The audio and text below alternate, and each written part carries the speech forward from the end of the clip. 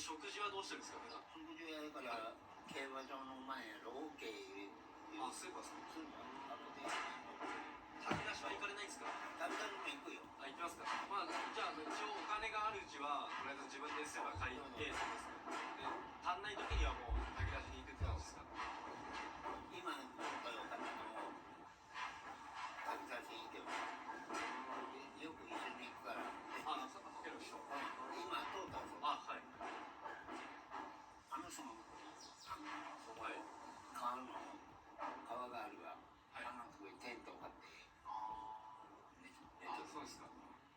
今って携帯持ってるんですか。軽トラのね、あれ取られた。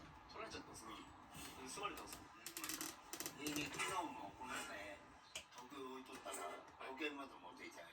取られた。自転車もこれ3台目じゃん。あ、自転車も盗まれたんですか。泥棒がいるんですね。じゃあそのため買ったんですけど、また2台。あれもいや、でも自転車もいい値段しますもんね。高いもん。ゲップじゃ買えんからね。てか一日ってどんな感じで過ごしてるんですか。ルーティンとかあるんですか。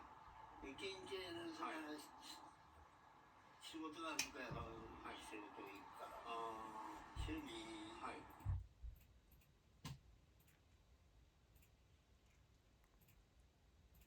一日それは